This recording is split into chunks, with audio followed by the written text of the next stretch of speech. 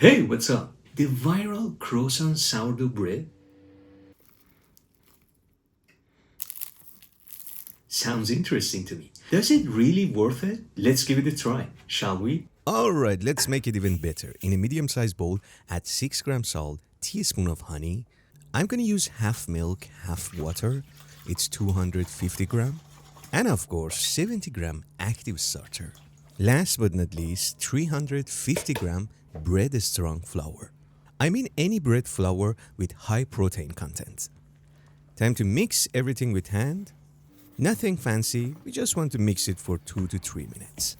Until there is no more dry spots and we have a shaggy dough like this. Clean up your hands, cover it up and let it rest for 30 minutes. 30 minutes later, as the dough gains some strength, we're gonna wet up the surface with a splash of water and bring the dough on the surface. Also wet up your hands. I'm gonna go under the dough and give this bad boy few slap and fold. Maybe 5 to 6 slap and fold, and then round it up with the help of the surface. If your dough not comes together like a piece of cake, you need to reduce the hydration because your flour might not be that strong. Voila, that's it. With the help of scraper into the bowl, and I'm gonna let this bad boy rest for another 1 hour. 1 hour later, I'm gonna wet up the surface slightly again, bring the dough on the surface, and now lamination time. Try to spread the dough as much as you can without tearing it, and let's do it, my friend. Let's add butter to this dough as inclusion. Amy Bake's recipe asks for 1 stick of butter, which I think it's gonna be too much. So I'm gonna go for half a stick of butter. Try to spread the butter as even as possible. I'm gonna fold one side, more butter, another side, more butter, and that's probably it. Not too much, not too less. Fold all the edges to the center. Here you need to be gentle. I don't want to push this dough because my room temperature is quite high. Oh my god, I didn't know that. It's around 30 degrees Celsius today. So I'm gonna transfer the dough into the fridge immediately. Let it cool down for 15 minutes. The dough temperature should be under 25 degrees Celsius. Now I'm thinking about how I'm gonna let it ferment. I got it. We need to create a proofer, but this time, cold proofer. In this case, I use a big pot. You can use any big box too.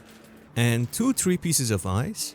Make sure you have enough space so the ice don't touch the dough. After just 10 minutes, the temperature of my lovely proofer is around 22 degrees Celsius. The ideal temperature to ferment this dough should be below 24 degrees Celsius. Because if the butter melts, you end up with brioche bread, which of course not what we are looking for, right? I let the dough rest for 1 hour and now I'm gonna give this bad boy a set of coil fold.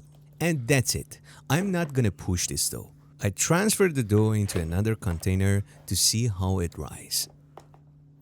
Mark it up, of course, to see how it rises.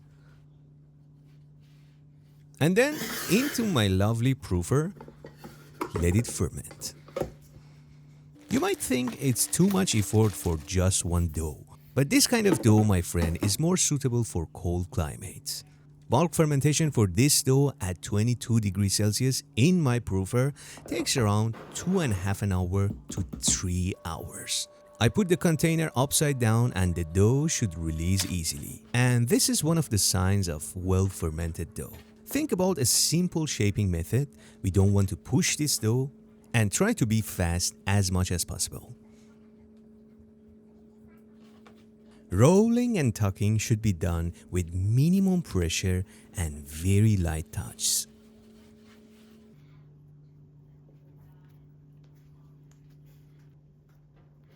Into the Banneton, transfer it into the fridge and let it cold proof overnight.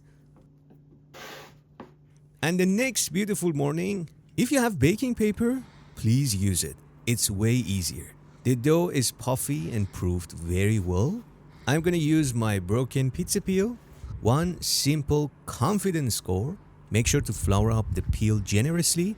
Bake with the steam at 230 degrees Celsius for 20 minutes, then remove the steam or take off the lid and bake for another 20 to 25 minutes at 15 degrees Celsius.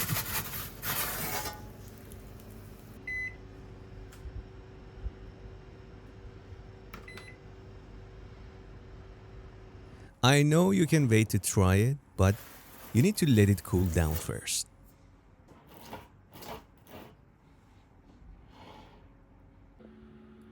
This looks weird to me. It's a loaf of sourdough bread with the crust look like croissant.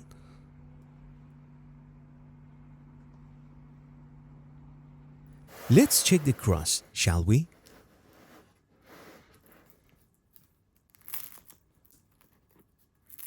Oh my god. Did you see that? The crust is flaky like croissant, my friend. Look at this.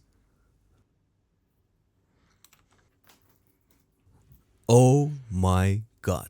Smells like fresh croissant.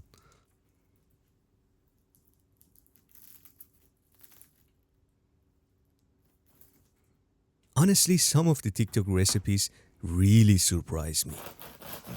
And let's check the crumb, my friend. Cut like a piece of cake. Crust is super light. Wow.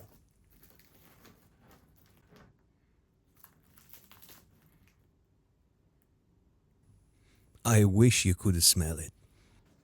The crumb is super light and with little pressure, it will tear apart.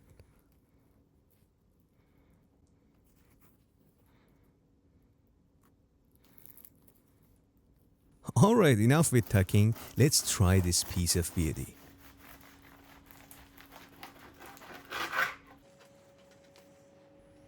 Do you see how flaky it is? Even now it's a success to me, but let me try it.